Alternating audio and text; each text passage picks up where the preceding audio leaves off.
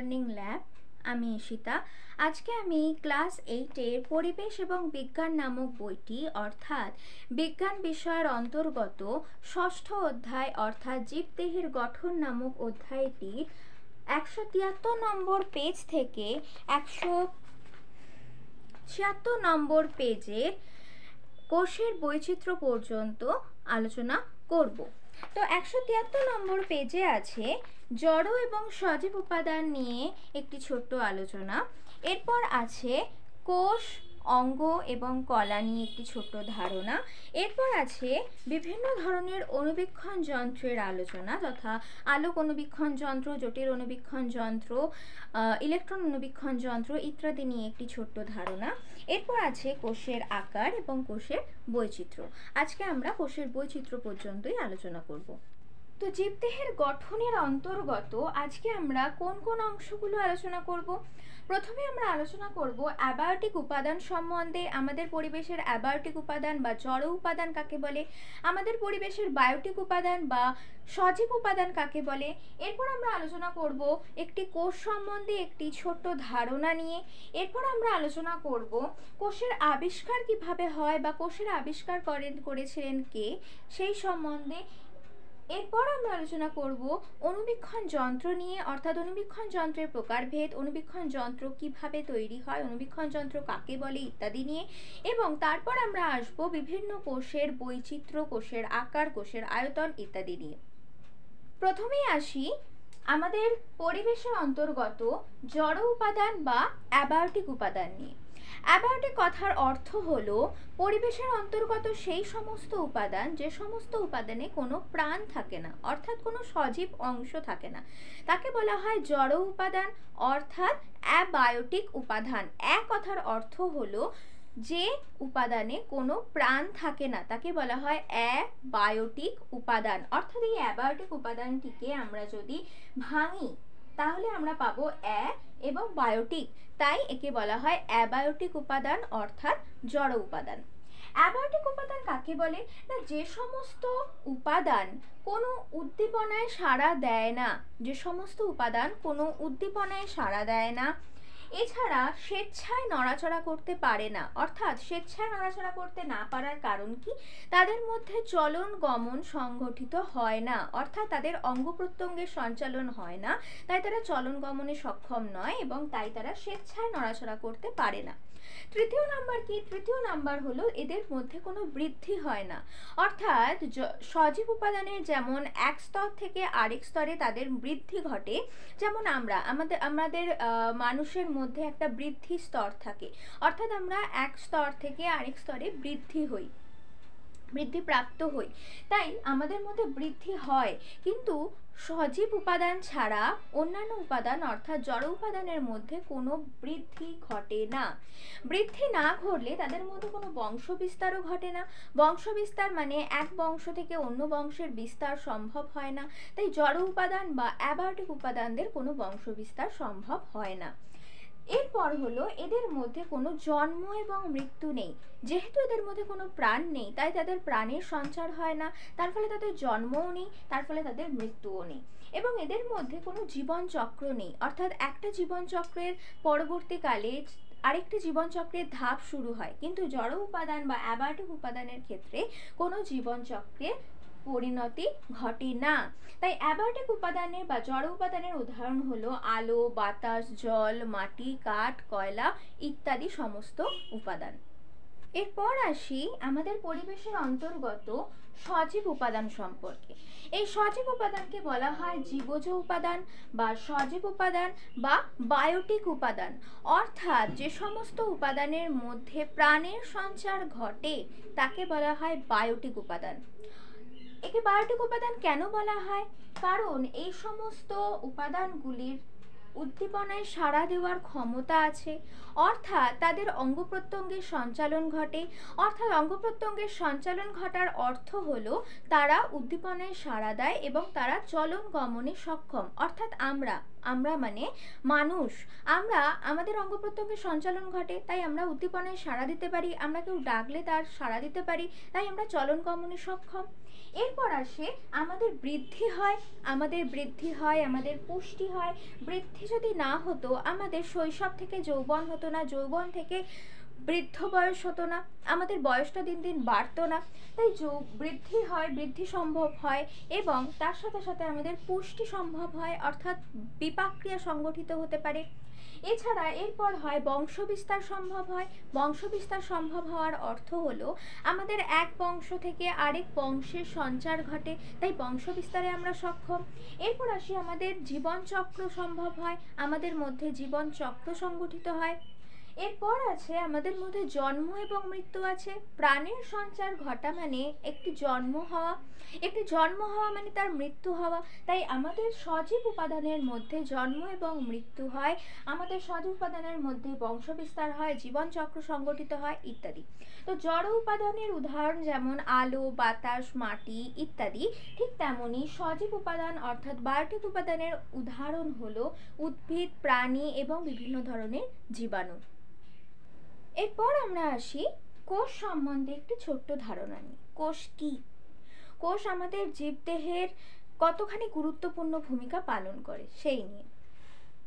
প্রথমেই আসি, এটি একটি বাড়ির চিত্র, অর্থাৎ একটি বাড়ি তৈরি হওয়ার জন্য কি লাগে? একটি বাড়ি তৈরি হওয়ার জন্য লাগে সিমেন্ট, ইট ইত্যাদি কিছু র মেটেরিয়ালস। তো একটি ইট যেমন একটি বাড়ি তৈরিতে অত্যন্ত গুরুত্বপূর্ণ ভূমিকা পালন করে, একটি ইট ছাড়া যেমন একটি বাড়ি তৈরি হতে পারে না, তাই ইটকে এই বাড়িটির গঠনগত একক বলা হয়, সব থেকে ক্ষুদ্রতম গঠনগত একক। তাই ইট হলো এই বাড়ির গঠনমূলক একক। ঠিক তেমন এটি একটি ফুলের মালা। একটি ফুলের মালা কি দিয়ে তৈরি হয়? এক একটি ফুল নিয়ে। তাই ফুল হলো এই ফুলের মালাটির গঠনগত একক। ঠিক তেমনি আমাদের জীবদেহ তৈরি হয় এক বা একাধিক কোষ নিয়ে, অর্থাৎ কোষ হলো আমাদের জীবদেহের গঠনগত একক। ঠিক তেমনি এক্ষেত্রে আমাদের জীবদেহের ক্ষেত্রে কোষ শুধু গঠনগত একক হিসেবেই কাজ করে না, আমাদের কোষ থেকে নানা রকম বিপাক ক্রিয়াও সংগঠিত হয়ে থাকে। তাই কোষকে জীবদেহের গঠনমূলক এবং কার্যগত এককও বলা হয়ে থাকে। এক একটি জীবদেহ এক বা একাধিক কোষের সমন্বয় তৈরি হয়। তাই কোষ হলো একটি জীবদেহের গঠনগত এবং কার্যগত একক। এরপর আসি, অণুবীক্ষণ যন্ত্র কাকে বলে? অণুবীক্ষণ যন্ত্র হলো এমন একটি যন্ত্র যে যন্ত্রের সাহায্যে আণুবীক্ষণিক জীবাণু বা আণুবীক্ষণিক কোনো বস্তুকে আমরা অনেক বড় করে দেখতে পাই, অর্থাৎ একটি ক্ষুদ্র থেকে ক্ষুদ্রতর জিনিসকে আমরা বিবর্ধিত রূপে দেখতে পাই। অর্থাৎ অণুবীক্ষণ যন্ত্রের সাহায্যে দৃশ্যমান বস্তুটির আকার, যে বস্তুটি আমরা পর্যবেক্ষণ করার জন্য গ্রহণ করিয়াছি তার থেকে অনেক গুণ বড় হয়ে থাকে। এই অণুবীক্ষণ যন্ত্রের সাহায্যে ক্ষুদ্র ক্ষুদ্র কোষকে পর্যবেক্ষণ করা হয়, যে সেই ক্ষুদ্র ক্ষুদ্র কোষের মধ্যে কি কি উপাদান আছে, বা কোষের আকৃতি কেমন হয়, কোষের আকার কেমন হয়, সেই কোষ কি কি নিয়ে তৈরি হয়, সেই কোষের কাজ কি কি ইত্যাদি।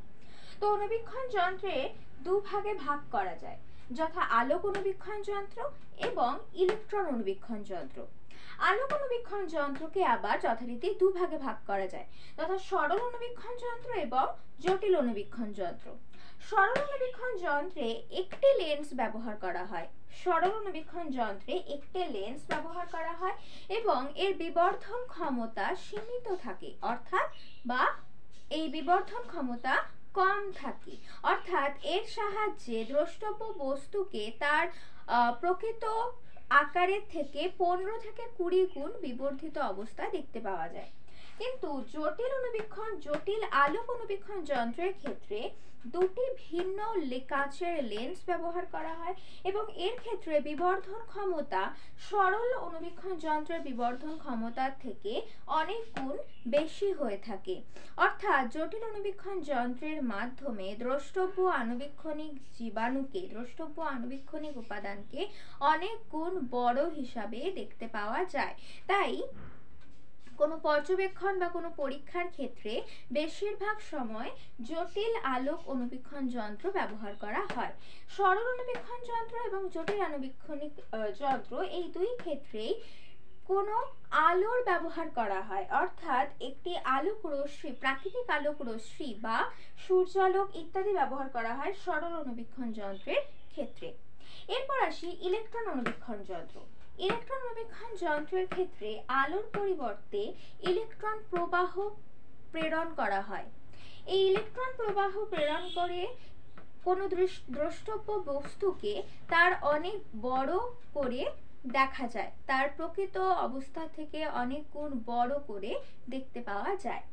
এই ক্ষেত্রে তড়িৎ চুম্বক প্রেরণ করেও দ্রষ্টব্য বস্তুকে বিবর্ধিত রূপে দেখতে পাওয়া যায়। এছাড়া এই ক্ষেত্রে ফটোগ্রাফিক ফিল্ম ব্যবহার করা হয় দ্রষ্টব্য বস্তুর বিবর্ধিত রূপ পাওয়ার জন্য।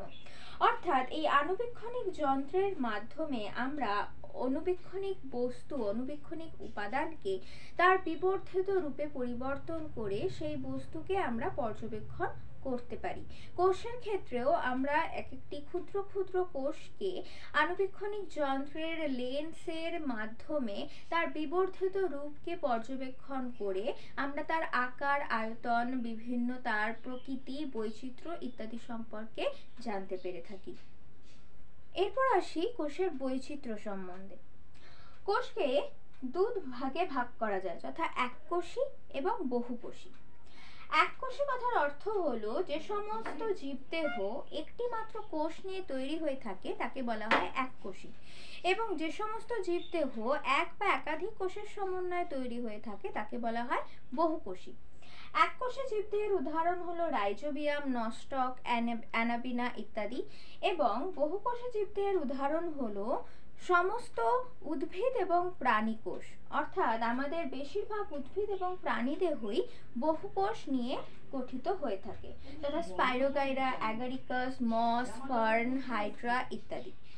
আমাদের ভাইরাসের শরীরে কোনো কোষীয় বৈচিত্র্য লক্ষ্য করা যায় না, তাই ভাইরাসকে অকোষীয় উপাদান হিসেবে গণ্য করা হয়। এছাড়া একজন 80 কেজি ওজন সমন্বিত পুরুষ মানুষের দেহে প্রায় 6 লক্ষ থেকে 10 লক্ষ কোটি কোষ দেখতে পাওয়া যায়।